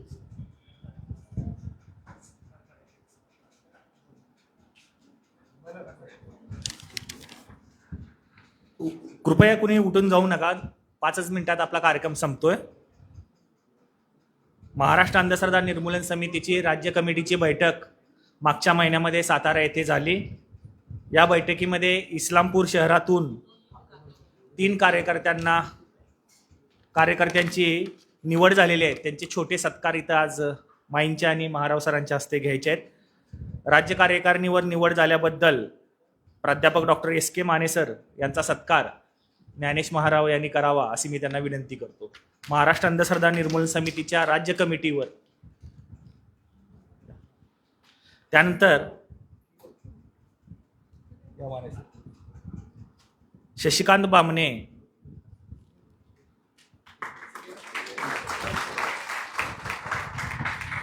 त्यानंतर शशिकांत बामणे यांची इस्लामपूरचे कार्याध्यक्ष म्हणून निवड झाली आहे. त्यांचाही सत्कार महाराव सरांनी करावा अशी मी त्यांना विनंती करतो. इस्लामपूर अंधश्रद्धा निर्मूलन समितीचे कार्याध्यक्ष म्हणून. आणि सर्वात महत्त्वाचा एक सत्कार आहे. आपल्या सगळ्यांना माहीत असेल की अंधश्रद्धा निर्मूलन समिती स्थापन झाल्यापासून समितीचे अध्यक्ष म्हणून प्राध्यापक डॉक्टर ND पाटील सर हे होते, अध्यक्ष होते. आणि कार्याध्यक्ष होते डॉक्टर नरेंद्र दाभोळकर. म्हणजे संघटना जेव्हा स्थापन झाली तेव्हापासूनची ही जोडी होती. ND सर गेल्यानंतर सरोजमाईंनी अनिसचं अध्यक्षपद स्वीकारलं आणि गेली 4-4.5 वर्ष त्यांच्या नेतृत्वाखाली अनिस ही संघटना काम करत होती.